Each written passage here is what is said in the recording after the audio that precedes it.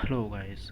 आज हम 2024 के बायोलॉजी के पेपर का क्वेश्चन पेपर का एनालिसिस करते हैं। बायोलॉजी मेन रूप से बॉटनी यानी पादप जगत वाली और जूलॉजी यानी जीव विज्ञान मेन रूप से दो दो सब्जेक्ट आती हैं। ठीक है, तो इसमें कौन कौन सी सब्जेक्ट में मतलब कि कितना लेवल आया है जूलॉजी और बॉटनी का, कितना कितना सिलेबस परसेंटेज आया और कितने क्वेश्चन मीडियम एजी डिफ़िकल्ट कौन कौन से कितने क्वेश्चन आए।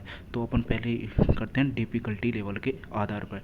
एजी क्वेश्चन जूलॉजी में 36 क्वेश्चन आए, बॉटनी में 50 क्वेश्चन आए एंड मीडियम क्वेश्चन आए 12 जूलॉजी में, एंड बॉटनी में आया 26, एंड डिफिकल्ट क्वेश्चन आए जूलॉजी के अंदर 2 एंड बॉटनी के अंदर 9 क्वेश्चन आए। तो मतलब कि टोटल क्वेश्चन जूलॉजी में 50 एंड बॉटनी में 50। तो मतलब आप देख रहे हो कि डिफिकल्ट क्वेश्चन बहुत कम आते हैं, और जबकि जूलॉजी में इजी क्वेश्चन सबसे मेनली रूप से आते हैं, सिंगल लाइनर क्वेश्चन आते हैं। एंड सेकंड आता है कि कौन सी क्लास में से कितने क्वेश्चन आए।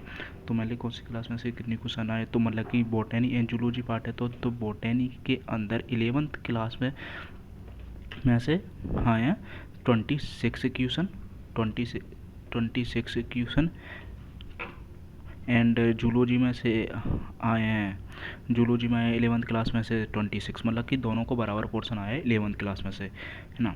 और फिर 12th क्लास में से 26 जो बॉटनी के हुआ एंड जूलॉजी का 23 क्वेश्चन हुआ, मतलब कि थोड़ा परसेंटेज, मतलब कि ये है कि 11th क्लास का थोड़ा सा कम परसेंटेज हुआ है। तो मल्ली रूप से ये देखा जाएगा कि दोनों 11th एंड 12th में से मिल के सबसे ज़्यादा परसेंटेज कितना कितना आया जूलॉजी का। जूलॉजी का सबसे ज़्यादा परसेंटेज आया है, दोनों में मिला के देख लो आप। और जबकि बॉटनी का एक्यूरेट कम है। ठीक है, बॉटनी का चलो जो बॉटनी मतलब आया है लगभग, लेकिन कम है थोड़ा सा, है ना।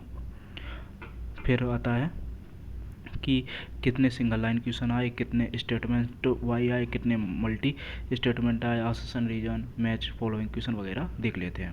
तो सिंगल लाइन क्वेश्चन बॉटनी में 26 आया, जूलॉजी में कम, यानी जूलॉजी में पेपर इजी आया था लेकिन उसके मैच ऑफ कॉल ज़्यादा आया। तो मतलब कि सबसे सिंपल पेपर क्यों होता है, क्योंकि सिंगल लाइन छोड़ के मैच ऑफ कॉलम क्वेश्चन आ जाते हैं, तो वो एक या दो के मिलने भी कंप्लीट हो जाता है। तो मतलब कि इजी क्वेश्चन कौन सा, सिंगल लाइन से ज़्यादा क्वेश्चन मैच में फॉलोइंग क्वेश्चन आंसर रहता है। जूलॉजी के अंदर ही ऐसा रीजन आया है जो दो ही आए हैं। मल्टी स्टेटमेंट जिसमें मतलब लिखी बहुत सारी लाइनें लिखी होती है, मतलब कि जिसको अपन बोलते हैं कि लेंदी पेपर, तो लेंदी क्वेश्चन कम ही है। ठीक है, स्टेटमेंट वाइज दोनों में बराबर आए हैं। एसेशन रीजन बॉटनी में तो आया ही नहीं है और जूलॉजी के अंदर दो हैं। तो ये हो गए मेनली रूप से आपके क्वेश्चन। बॉटनी में सिंगल लाइन क्वेश्चन ही आते हैं क्योंकि उसमें ज़्यादा ऐसा टिपिकल लेवल होता नहीं है। फिर पता चलता है कि किस में से कितने आए क्वेश्चन। तो मतलब कि ये है चैप्टर्स हैं और चैप्टर में से किससे ज़्यादा क्वेश्चन आया वो हैं। तो मेनली रूप से 12th के चैप्टर में तो एक ही मान सकते हैं कि आपको कौन सा रहता है। मेनली रूप से ये principle of inheritance and variation सी मेनली रूप से है, यानी वंशागति के आणविक आधार एंड वंशागति का जैविकता के विकास वाले, यही सबसे ज़्यादा पूछा जाता है। मतलब कि अगर 12th के लेवल पर ज़्यादा पूछा है क्योंकि चैप्टर भी लॉन्ग है और एक अच्छा चैप्टर है और कैंसर सेल चैप्टर है, इसलिए इसके ज़्यादा क्वेश्चन पूछ लिए जाते हैं। और मोलिकुलर पैसेज ये मतलब कि दो ही चैप्टर है, मतलब कि एक तरह के जेनेटिक्स के, यानी कि ये दो ही जेनेटिक्स ही मेनली रूप से पूछी जाती है। मेनली रूप से आप देख सकते हो इसके अंदर। और उसके अलावा मॉर्फोलॉजी ऑफ फॉलोइंग प्लांट है, मॉर्फोलॉजी ऑफ फॉलोइंग प्लांट हो जाएगा।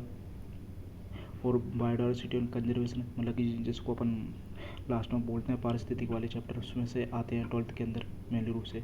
सेक्सुअल रिप्रोडक्शन और फॉलोइंग प्लान एंड पाथों में लैंगिक जनन के दो क्वेश्चन है, ये भी सिंपल है, ज़्यादा टिपिकल है नहीं है ना। और इसके अलावा देखते हैं कि सेल ऑफ द यूनिट, मतलब कि 11th के अंदर सेल वाले चैप्टर से ज़्यादा क्वेश्चन आया है।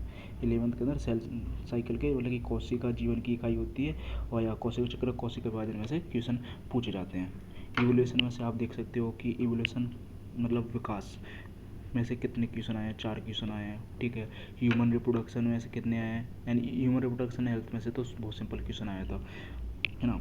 और ह्यूमन रिप्रोडक्शन यानी मानव में जन्म में से सिंपल आया है। बायोटेक्नोलॉजी में से 4 क्वेश्चन पूछे गए हैं। Okay, and biotechnology principle and process में से 5 क्वेश्चन पूछे गए हैं। बायोमोलिकुल 11th क्लास का देख लो, इस बार इसका कितना चैप्टर बढ़ा, वेटेज बढ़ा दिया है, तो इसमें से 20 मतलब कि 22 में से 6 क्वेश्चन पूछे गए हैं, तो आप देख लो कितना वेटेज बढ़ाया गया है इसका। एंड एनिमल किंगडम, मतलब कि एनिमल किंगडम बहुत लॉन्ग चैप्टर है, लेकिन इसमें क्वेश्चन कम आया है, लेकिन ठीक है, आप आराम से कर सकते हैं, ऐसे क्वेश्चन आया है, इजी क्वेश्चन है, ज़्यादा वो है नहीं। और बाकी में से तो बहुत कम क्वेश्चन आए हैं, तो आप कर सकते हैं कि इतना ज़्यादा टिपिकल पेपर नहीं है, कि सिंपल सिंपल क्वेश्चन है, ठीक है। ओके, वीडियो अच्छा लगे तो इसको सब्सक्राइब करें, एंड अपने दोस्तों को बोले कि इस चैनल पर क्वेश्चन प्रैक्टिस होती है बायोलॉजी, जो Hindi medium and English medium दोनों में कराएंगे, तो आप इसको शेयर करें और अपने दोस्तों को करें ताकि उनको हेल्प हो सके। Thank you.